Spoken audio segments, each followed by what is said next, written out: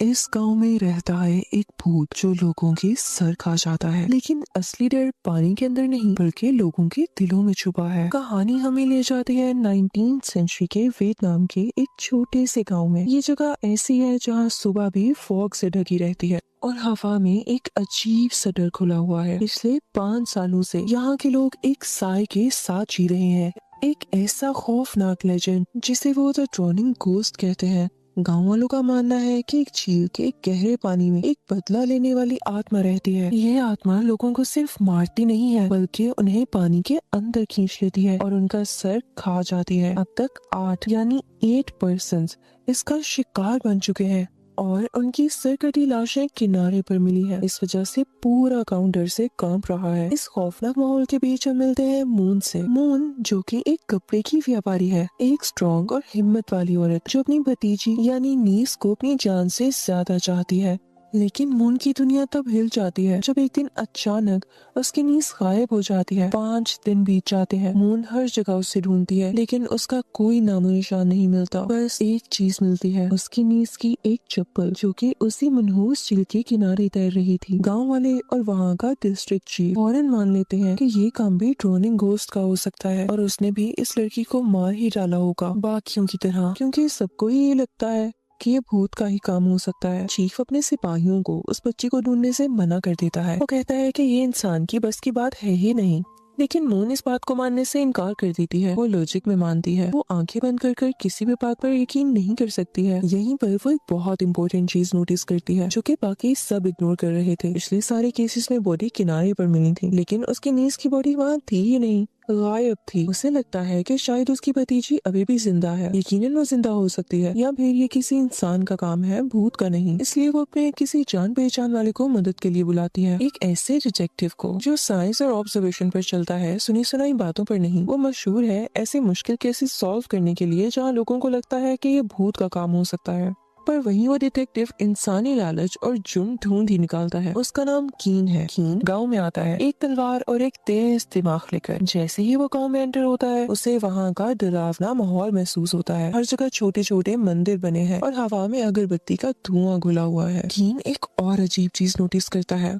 गांव के कुछ लोगों को अचानक नाक से खून बहने यानी नोज ब्लीड की बीमारी हो रही है। कीन सीधा डिटेक्टिव चीफ के घर जाता है मून से मिलने। वहाँ मून गार्ड्स के साथ बहस कर रही होती है, मदद की भीख मांग रही होती है। कीन बीच में आता है और अपनी अथॉरिटी यूज करके मून की मदद करता है। हमें पता चलता है कि मून और कीन का पुराना कनेक्शन है। कीन ने ही मून के करप्ट एक्स हस्बैंड को अरेस्ट किया था। फिर भी मून कीन की ईमानदारी की इज्जत करती है। मून उसे सब कुछ बताती है कि चीफ बेकार है, लोग डर रहे हैं और मेरी भतीजी गायब है। अब दोनों उसकी भतीजी के घर जाते हैं जहाँ वो अपने फादर के साथ रहती थी।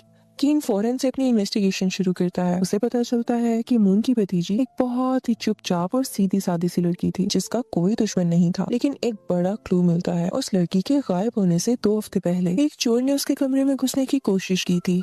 उस लड़की ने बहादुरी दिखाई थी और उस चोर के हाथ पर किसी नुकीली चीज से वार किया था, यानी किसी शार्प चीज से उसके हाथ पर मारा था, जिसके बाद वो चोर भाग गया। चोर ने कुछ खास चोरी नहीं किया, बस कुछ मिट्टी के बर्तन और एक ज्वेलरी बॉक्स। अब कीन कमरा चेक करता है और देखता है कि उस लड़की के कपड़े और सेविंग्स तो वहीं पर मौजूद हैं, जिसका मतलब वो भागी नहीं है, उसे जबरदस्ती गायब किया गया है। कीन उस झील पर जाने का फैसला करता है जहाँ पर चप्पल मिली थी। मून साथ आना चाहती है पर कीन उसे मना कर देता है ताकि कोई अफवाह न उड़ाए और मून सेफ रहे। अब झील पर कीन को एक फिशरमैन मिलता है जो बताता है कि चीफ ने एक जादूगर जिसका नाम शमान टिन है उसे बुलाया है गांव की सफाई के लिए। कीन जादू टोने या ब्लैक मैजिक में यकीन नहीं रखता था लेकिन फिर भी उस जादूगर से मिलने जाता है। वो जादूगर कीन को एक प्रोटेक्शन एमुलेट देता है और उसे डराता है कि वो भूत खून का प्यासा है। जब कीन वहाँ की वेजिटेशन के बारे में पूछता है, खासकर ज़ैंथियम फ्रूट के बारे में जो कि मून की भतीजी की चप्पल पर चिपका हुआ था, तभी मून भी वहाँ पर आ जाती है। वो कहती है कि वो इस इन्वेस्टिगेशन में शामिल होकर ही रहेगी। वो बताती है कि ये ज़ैंथियम फ्रूट सिर्फ एक ही जगह उगता है, वो थीम फॉल्स, जो पर पहाड़ियों में एक सुनसान झरना यानी आबशार है। कीन और मून उस झरने की तरफ निकल पड़ते हैं। वहाँ पहुंचकर मामला और ज्यादा वर्स हो जाता है। कीन को चट्टानों पर ताज़ा खून मिलता है। मून ये देखकर घबरा जाती है। उसे लगता है कि उसकी भतीजी का ही खून है। कीन उसे शांत करने की कोशिश करता है, कहता है शायद किसी जानवर का हो, पर वो भी जानता है कि हालात कुछ ठीक नहीं है। रात होने तक वो वहाँ ढूंढते हैं पर कुछ उन्हें नहीं मिलता। उस रात कीन एक गेस्ट हाउस में रुकता है। उस तरफ पूरे गांव में उस जादूगर की अगरबत्ती का धुआं फैला हुआ है। सोने की कोशिश करते हुए कीन को भी वही सिम्टम्स होने लगते हैं जो गांव वालों को हो रहे थे।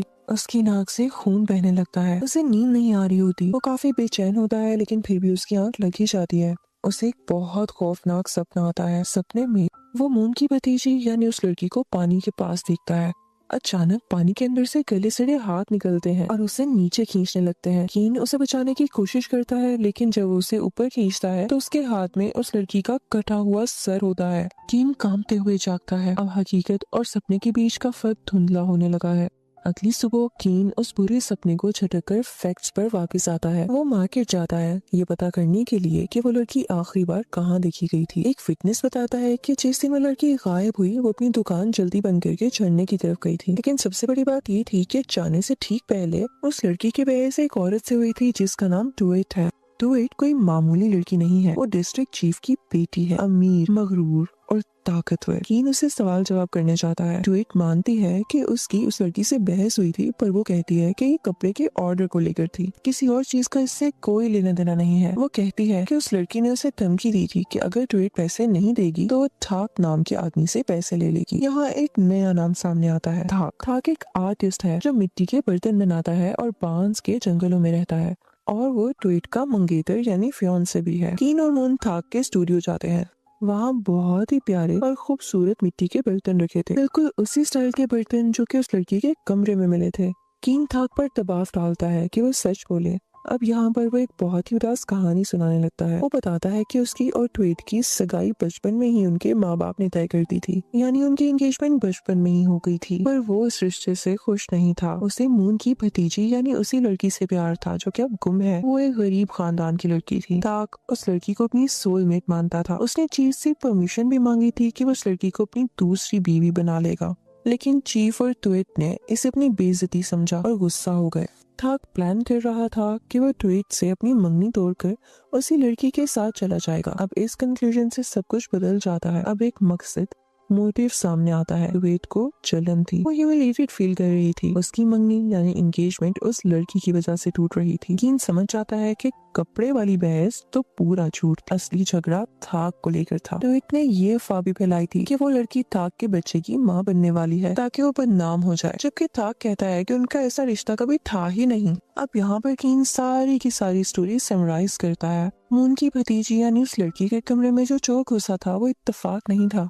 शायद थाक ने बदनामी के डर से किसी चोर को भेजा होगा वो बर्तन चुराने के लिए, ताकि उनके रिश्ते का सबूत मिट जाए, या शायद वो चोर किसी और ने भेजा था। कीन को याद आता है कि चोर के हाथ पर जख्म था। उसे अब बस एक ऐसे आदमी को ढूंढना था जिसके हाथ पर चोट लगी हो। इसके लिए मून एक प्लान बनाती है।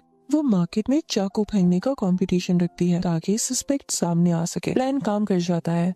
कीन एक आदमी को देखता है जिसका नाम डोंग है, एक जाना माना चोर जिसे कभी चीफ ने बहुत मारा था। डोंग के हाथ पर पट्टी बंधी थी। कीन उसका पीछा करता है और उसकी चौंपी में वही चोरी किए हुए बर्तन मिलते हैं। कीन उसको पकड़ लेता है। वो आदमी जिसका नाम डोंग है डर के मारे सब कुछ उगल देता है। वो कहता है कि उसने चोरी जरूर की है पर उस लड़की को नहीं मारा। वो भीख मांगने लगता है कि उसे छोड़ दिया जाए क्योंकि चीफ ने उसकी जिंदगी बर्बाद कर दी है। और फिर वो एक बहुत बड़ा राज खोलता है। जिस रात वो चोरी करने गया था उसने लेडी वोंग, जो चीफ की बीवी और ट्वेट की माँ है, उन्हें उस लड़की के फादर के घर से चुपके हुए निकलते देखा था। वही लड़की जो लापता है। इसका मतलब चीफ की पूरी फैमिली इस साजिश में शामिल है। कीन सीधा चीफ की बीवी और उसकी बेटी के पास जाता है। माहौल बहुत इंटेंस हो जाता है। कीन झूठ बोलता है कि उसके पास एक विटनेस है जिसने ट्वेट को झरने पर उस लड़की से मिलते हुए देखा था। इस प्रेशर में आकर ट्वेट टूट जाती है। वो रोती है और कन्फेस करती है। वो मानती है कि वो उस लड़की से झरने पर मिली थी ताकि उसे थाक से दूर रहने को कह सके।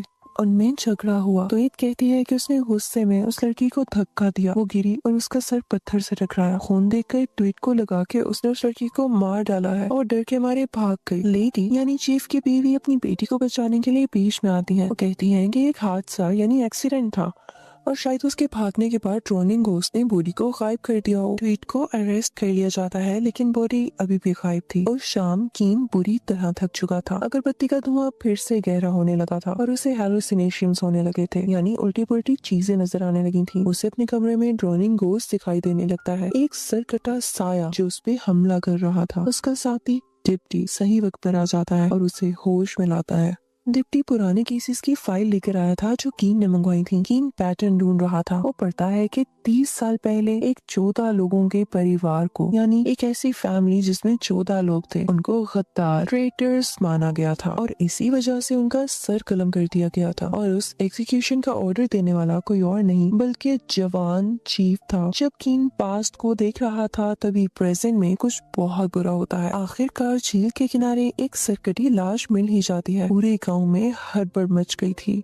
मून बुरी तरह परेशान हो जाती है। उसे लगता है कि यही उसकी भतीजी है। चीफ की फैमिली राहत की सांस लेती है। उन्हें लगता है कि इससे साबित हो जाएगा कि भूत ने ही उस लड़की को मारा है और ट्विट मर्डर चार्ज से बच जाएगी। लेकिन कीन उस बॉडी को ध्यान से देखता है। वो कुछ ऐसा देखता है जो गांव वाले नहीं देख पाए। बॉडी के हाथ और पैर की स्किन बिल्कुल स्मूथ थी, उनमें झुर्रियां यानी रिंकल्स नहीं थे। अगर कोई बॉडी एक हफ्ते से पानी में रहे तो उसे सड़ जाना चाहिए, और तो और सर को एक ही बार में किसी तेज हथियार से काटा गया था, जबकि पहले के विक्टिम्स को पूरी तरह नोचा गया था। कीन समझ जाता है कि ये वो लड़की यानी मून की भतीजी है ही नहीं, ये किसी और लड़की की ताजा लाश है जिसे उस लड़की के कपड़े पहनाकर वहाँ प्लांट किया गया है ताकि केस ही बंद हो जाए। अगर ये बॉडी नकली है इसका मतलब वो लड़की यानी मून की भतीजी अभी भी जिंदा है। कीन समझ जाता है कि डोंग वो चोर सब कुछ नहीं बता रहा।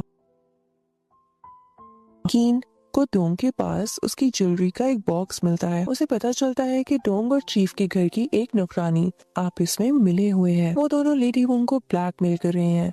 असल में डोंग ने झरने पर वो झगड़ा देखा था। जब ट्वीट ये सोचकर भाग गई थी कि वो लड़की तो मर गई है, तब डोंग ने देखा कि वो लड़की जिंदा थी पर बेहोश थी। उसे बचाने की बजाय डोंग ने उसे एक केव में छुपा दिया ताकि वो चीफ की बीवी से पैसे ले सके। डोंग ने ही वो चप्पल झील में फेंकी ताकि भूत वाली कहानी सच लगे, और बाद में उसने एक बेगुनाह लड़की को मारकर वो नकली बॉडी वहाँ रखी थी ताकि वो लेडी से सबूत मिटाने के नाम पर अच्छी खासी रकम ले सके। लेडी अपनी बेटी और अपनी इज्जत बचाने के लिए डोंग को पैसे देने के लिए राजी हो जाती है, लेकिन मन ही मन में वो डोंग को मारने का प्लान बना चुकी थी। वो पैसे का थैला लेकर जंगल में जाती है। कीन और मून चुपके से उसका पीछा करते हैं। वो एक गुफा यानी केव के पास पहुँचते हैं। डोंग ने वहाँ पर मून की भतीजी यानी उस लड़की को बांध कर रखा हुआ था, उसे बाहर लाता है। लेडी यानी चीफ की बीवी डोंग को बचाने की कोशिश करती है, लेकिन बात बिगड़ जाती है और वहाँ हिंसा शुरू हो जाती है।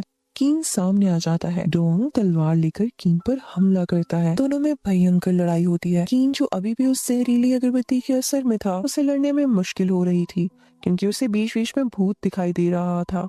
उधर लेडी वोंग मौका देखकर उस लड़की को मारने की कोशिश करती है ताकि ये किस्सा हमेशा के लिए खत्म हो जाए। मून अपनी भतीजी के लिए शेरनी की तरह लेडी वोंग से भिड़ जाती है। बिल्कुल आखिरी पल में जब डोंग कीन को मारने ही वाला होता है, कीन अपना दिमाग लगाता है और डोंग को धक्का दे देता है। डोंग पीछे गिरता है और वहाँ लगे स्पाइक्स पर गिरकर मर जाता है। मून भी लेडी वोंग को काबू कर लेती है। वो लड़की आखिरकार बच जाती है। पुलिस आती है और लेडी वोंग और बाद में ट्वीट को उनके जुर्मों के लिए अरेस्ट कर लिया जाता है। किडनैपिंग केस को सॉल्व किया जाता है और ये केस सॉल्व भी हो जाता है। वो लड़की यानी मून की भतीजी और मून फिर से एक हो जाते हैं। चीफ की फैमिली का असली रंग सबके सामने आ चुका था, लेकिन कीन अभी भी संतुष्ट नहीं है। वो राजी नहीं है कि ड्रोनिंग घोस्ट कोई असली मामला है और ड्रोनिंग घोस्ट का राज और पिछले 8 लोगों की मौत का राज अभी भी नहीं खुला था। नकली बॉडी से आखिरी केस तो समझ आ गया, पर बाकी 8 का क्या? कीन वापस उस अगरबत्ती की तरफ ध्यान देता है। उसका सैंपल लेकर एक डॉक्टर के पास जाता है। डॉक्टर कंफर्म करता है कि इस अगरबत्ती में एक रेयर जहर है जिसका नाम मनकिदा है। ये दिमाग पर असर करता है, डर पैदा करता है,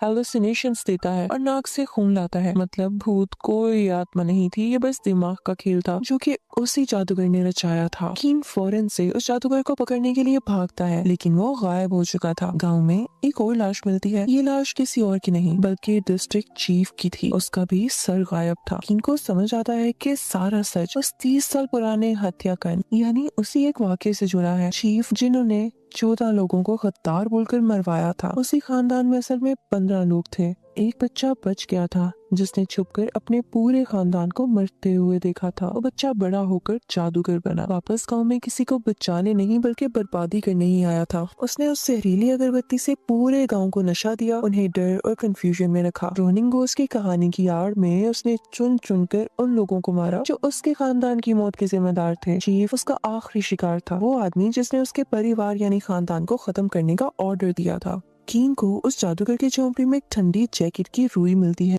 वो समझ जाता है कि वो नॉर्थ की तरफ भागा है जहाँ ठंड होती है। मूवी इस सीन पर खत्म होती है जहाँ कीन और उसका डिप्टी घोड़े पर सवार होते हैं और वो भी नॉर्थ की तरफ निकल पड़ते हैं। वो सीरियल किलर को पकड़ने जा रहे हैं जिसने भूत का सहारा लेकर अपना खूनी बदला पूरा किया। ये कोई भूत की कहानी नहीं थी, ये इंसानी दर्द और बदले की एक खौफनाक दास्तान थी।